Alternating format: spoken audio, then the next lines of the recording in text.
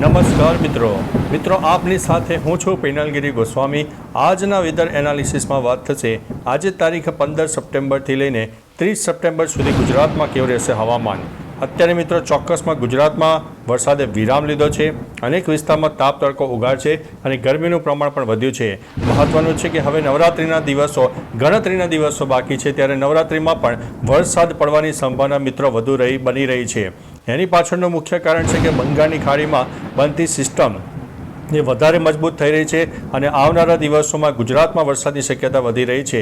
બીજી તરફ અરબી સમુદ્રના ભેજવાળા પવનો પણ મળી રહ્યા છે। એ તમામ પ્રકારના એવા બધા પરિબળો છે કે જે લો ક્લાઉડ ફોર્મેશન બનાવી રહ્યા છે, જેના કારણે ગુજરાતમાં વરસાદમાં આપણને નોંધપાત્ર વધારો જોવા મળશે।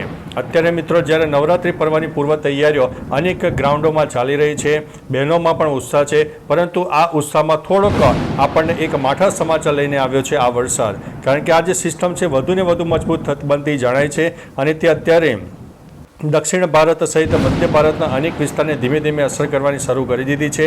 ગઈકાલે પણ ગુજરાતના અનેક ભાગોમાં વાદળછાયું વાતાવરણ તો કોઈ જગ્યાએ છાંટાછૂટી પણ થઈ ગઈ જોવા પામી હતી। હવે મિત્રો આપણે તારીખ પ્રમાણે તમને જણાવી દઈએ તો આજે તારીખ 15 સપ્ટેમ્બર છે, તો આજે ગુજરાતના અનેક વિસ્તારમાં આંશિક વાદળોનો રાઉન્ડ જોવા મળશે અને એ જે વાદળો હશે તે અપર ક્લાઉડ હશે, એટલે કે વરસાદી વાદળોની સંખ્યા ખૂબ જ ઓછી હશે। વરસાદ માટે મિત્રો લો ક્લાઉડ ફોર્મેશન વધારે જરૂરી છે, પરંતુ 15 તારીખે જે વરસાદી વાદળો છે તે ઓછા હશે, પરંતુ દક્ષિણ ગુજરાતનો જે મહારાષ્ટ્ર તરફનો વિસ્તાર છે, જેમાં નવસારી, ડાંગ અને વલસાડના કોઈ વિસ્તારમાં વધુ વરસાદ થઈ શકે છે, કારણ કે આ જે સિસ્ટમ સક્રિય થઈ છે એ દક્ષિણ ગુજરાતથી લઈને કેરળ સુધી વરસાદની ટફ રેખા સર્જાઈ ગઈ છે, જેના કારણે થઈને મહારાષ્ટ્રના અનેક ભાગોમાં વરસાદની શક્યતા વધુ દેખાઈ રહી છે અને એની અસરના કારણે સૌરાષ્ટ્રનો દક્ષિણી પટ્ટો હોય અને દક્ષિણ ગુજરાતના અનેક ભાગોમાં છૂટોછવાયો વરસાદ આજે તારીખ 15 તારીખે જોવા મળી શકે છે। એટલે મિત્રો તમે જોઈ શકો છો કે બંગાળની ખાડી આ વખતે એટલી બધી એક્ટિવ રહી છે કે જેના લીધે થઈને બેક ટુ બેક વરસાદની સિસ્ટમો મળી રહી છે અને એ વરસાદની સિસ્ટમો ન કેવલ ઉત્તર ભારત તરફ આગળ વધી છે, તે સૌથી વધારે પ્રભાવિત મધ્ય ભારત તરફ વધારે કરી છે અને તેની અસર ગુજરાતને જોવા મળી છે। અત્યારે મિત્રો ગુજરાતમાં સરેરાશ વરસાદનું પ્રમાણ 103%થી વધારે ચાલ્યું ગયું છે, ત્યારે આવનારા દિવસોમાં થોડું પ્રમાણ હજુ વધે તેવી સંભાવના છે। બીજી તરફ નર્મદાની જળ સપાટીમાં નોંધપાત્ર વધારો થયો છે, પરંતુ થોડુંક ઉપરવાસમાં વરસાદનું પ્રમાણ થોડુંક ઓછું થવાને તે કારણે અત્યારે જે મિનિમમ બેલેન્સ આપણને જોવા મળે છે તે પણ જોવા મળ્યું છે, પરંતુ હજુ પણ ડેમમાંથી પાણીની આવક અને જાવક પણ નોંધાઈ રહી છે, તે નીચાણવાળા વિસ્તારો થોડા એલર્ટ રહેજો। મિત્રો હવે વધુ વાતો નહીં કરતા આગળની તારીખ પ્રમાણે વાત કરીએ તો આવતીકાલે તારીખ 16 સપ્ટેમ્બર, તો 16 સપ્ટેમ્બરે દક્ષિણ ભારત સહિત મધ્ય ભારત અને પૂર્વ ભારતના અનેક ભાગો પ્રભાવિત થાય। ગુજરાતમાં પણ છૂટાછવાયા વરસાદની શક્યતા। 1 નંબર ઉપર મિત્રો દક્ષિણ ગુજરાતને ગણીને ચાલવું, 2 નંબર ઉપર સૌરાષ્ટ્રના દક્ષિણી પટ્ટાને ગણીને ચાલવું, જેમાં છૂટાછવાયા વરસાદની શક્યતા રહેતી હોય છે।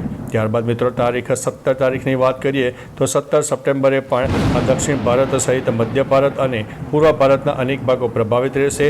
દક્ષિણ ભારતમાં ભારેથી ભારે વરસાદ પણ થઈ શકે છે, કારણ કે આ જે સિસ્ટમ છે એ દક્ષિણ ભારત તરફ વધારે આપણને દેખાઈ રહી છે। બીજી તરફ ગુજરાતમાં છૂટાછવાયા વરસાદનું પ્રમાણ ચાલુ રહેશે, કારણ કે અરબી સમુદ્રનો ભેજ પણ જોરદાર આપણને મળી રહ્યો છે। ત્યારબાદ મિત્રો તારીખ 18 સપ્ટેમ્બરની વાત કરીએ તો 18 સપ્ટેમ્બરે પણ જોઈ શકો છો કે દક્ષિણ ગુજરાતથી લઈને કેરળ સુધીની મજબૂત વરસાદની ટફ રેખા છે અને આ જે ટફ રેખા છે લાંબા ગાળાની ટફ રેખા સર્જાશે, જેના ભાગરૂપે થઈને દક્ષિણ ભારત આગામી 10 દિવસમાં હજુ પણ એક્ટિવ રહે તેવી સંભાવના છે અને જેની અસરના કારણે ગુજરાતમાં પણ છૂટાછવાયા વરસાદ 18 તારીખથી વધે તેવી સંભાવના દેખાઈ રહી છે। ત્યારબાદ મિત્રો તારીખ 19 સપ્ટેમ્બરની વાત કરીએ તો 19 સપ્ટેમ્બરથી વરસાદની તીવ્રતામાં નોંધપાત્ર વધારો થાય। સૌરાષ્ટ્ર, મધ્ય ગુજરાત, દક્ષિણ ગુજરાત અને ઉત્તર ગુજરાતના પણ અનેક ભાગોમાં લો ક્લાઉડ ફોર્મેશન મિત્રો સર્જાશે કે જે વરસાદી વાદળો હોય છે તેના લીધે થઈને છૂટોછવાયો તો કોઈ જગ્યાએ મધ્યમથી વધુ વરસાદ પણ થઈ શકે તેવી સંભાવના છે। એટલે મિત્રો આપણને નવરાત્રિના દિવસો નજીક આવી રહ્યા છે, ત્યારે આ એક ચિંતાના અને માઠા સમાચાર પણ કહી શકાય છે। ત્યારબાદ મિત્રો તારીખ 20 સપ્ટેમ્બરની વાત કરીએ તો 20 સપ્ટેમ્બરે પણ દક્ષિણ ગુજરાત સહિત સૌરાષ્ટ્રના દક્ષિણી પટ્ટા હોય ગુજરાતનો પૂર્વ તરફના વિસ્તારમાં છૂટાછવાયા વરસાદની શક્યતા રહેલી દેખાય છે। ત્યારબાદ મિત્રો તારીખ 21 સપ્ટેમ્બરની વાત કરીએ તો 21 સપ્ટેમ્બરે ગુજરાત ઉપર એક મોટો ખતરો દેખાઈ રહ્યો છે, જેમાં સમગ્ર સૌરાષ્ટ્ર હોય, દક્ષિણ ગુજરાત, મધ્ય ગુજરાત, ઉત્તર ગુજરાતના મોટા ભાગના ભાગો હોય અને કચ્છમાં છૂટોછવાયો વરસાદ થઈ શકે છે. કોઈ વિસ્તારમાં તો 1 ઇંચથી લઈને 1.5 ઇંચ જેટલો વરસાદ તારીખ 21 તારીખની આસપાસ થાય તેવી સંભાવના છે. કારણ કે અરબી સમુદ્ર હોય, બંગાળની ખાડી હોય, એટલે તમામ પ્રકારના એવા પરિબળો છે અને જે મજબૂત સિસ્ટમ સક્રિય થવાને કારણે ભયંકર ભેજનું પ્રમાણ, લો ક્લાઉડ ફોર્મેશન સર્જાયું છે અને લોકલ ડેવલપમેન્ટ સર્જાશે, જેના કારણે તારીખ 21, 22 અને 23 તારીખ ગુજરાતમાં વરસાદની સંભાવના થોડી વધુ રહેલી છે. ત્યારબાદ મિત્રો તારીખ 22 સપ્ટેમ્બરની વાત કરીએ તો 22 સપ્ટેમ્બરે પણ સૌરાષ્ટ્ર, દક્ષિણ ગુજરાત, મધ્ય ગુજરાત, ઉત્તર ગુજરાતના દક્ષિણ તરફના વિસ્તારમાં વરસાદની શક્યતા દેખાઈ રહી છે. છૂટાછવાયા વરસાદ થાય. મિત્રો અત્યારે જ્યારે આ જે ગ્રીન કલરનો પોર્શન દેખાય છે તેમાં મધ્યમ વરસાદની શક્યતા દેખાય, પરંતુ વધારે જો રેડિશ આપણને કલર એટલે કે લાલાશ પડતો કલર દેખાય તો ત્યાં વધુ વરસાદ થઈ શકે છે, પરંતુ આ એક છૂટાછવાયા વરસાદની શક્યતા રહેલી છે. ત્યારબાદ મિત્રો તારીખ 23 સપ્ટેમ્બરની વાત કરીએ તો 23 સપ્ટેમ્બરે પણ ગુજરાતમાં વરસાદ આપણને જોવા મળનારો છે. તમે જોઈ શકો છો તે પ્રમાણે 23 સપ્ટેમ્બરે પણ સૌરાષ્ટ્ર હોય, દક્ષિણ ગુજરાત હોય, મધ્ય ગુજરાતનો દક્ષિણ તરફનો વિસ્તાર હોય, એટલે મિત્રો સૌથી વધારે ખતરો દક્ષિણ ગુજરાત અને સૌરાષ્ટ્રના અનેક ભાગોમાં રહેવાનો છે. કારણ કે આ જે સિસ્ટમ છે સૌથી વધારે અસર ગુજરાતના આ ભાગને વધારે અસર કરનારી છે. એટલે આગામી મિત્રો એકાદ અઠવાડિયું ગુજરાત માટે ભારે ગણીને ચાલવું. થોડું પૂર્વ તૈયારી રાખજો. આ ખુલ્લામાં કોઈ ચીજ વસ્તુઓ પડી હોય તો સત્વરે લઈ લેજો. તારીખ 24 તારીખની વાત કરીએ, જો લો ક્લાઉડ ફોર્મેશન છે તેનું બોન્ડિંગ મિત્રો ધીમે ધીમે તૂટવાની શક્યતા છે, એટલે વરસાદની તીવ્રતામાં નોંધપાત્ર ઘટાડો થાય, પરંતુ સૌરાષ્ટ્ર અને દક્ષિણ ગુજરાતમાં વરસાદ આપણને જોવા મળશે. અને જે પ્રમાણે આપણે જણાવ્યું કે તેનું જે વાતાવરણ છે 10 દિવસ સુધી સૌરાષ્ટ્રનો દક્ષિણી પટ્ટો હોય અને દક્ષિણ ગુજરાતમાં એક વાદળછાયું વાતાવરણ અને વરસાદની શક્યતા વધુ રહેલી છે. ત્યારબાદ મિત્રો તારીખ 25 સપ્ટેમ્બરની વાત કરીએ તો 25 સપ્ટેમ્બરે પણ જે લો ક્લાઉડ ફોર્મેશન છે દક્ષિણ ગુજરાત, સૌરાષ્ટ્ર અનેક ભાગોમાં જોવા મળે. કચ્છમાં પણ થોડું લો ક્લાઉડ ફોર્મેશન જણાય, પરંતુ કોઈ ભારે વરસાદની સંભાવના 25 તારીખે ઓછી છે.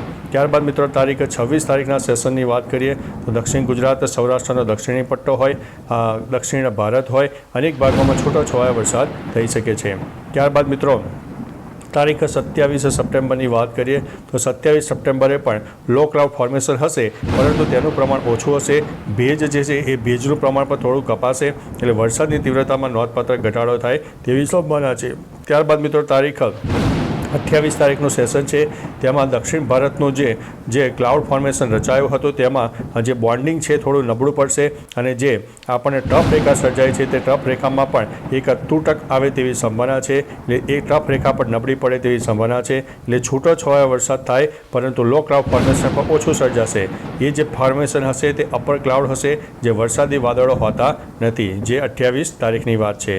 અને અંતે મિત્રો તારીખ 29 તારીખની વાત કરીએ તો 29 તારીખે પણ બંગાળની ખાડીમાં એક સિસ્ટમ સક્રિય થઈ છે, જે દક્ષિણ ભારત સહિત પૂર્વ ભારતના અનેક એટલે કે તટીય વિસ્તારોમાં થોડો વરસાદ આપી શકે તેવી સંભાવના છે. અને ધીમે ધીમે ચોમાસું વિદાય લેવાની પણ શરૂઆત થઈ જવા પામનારી છે.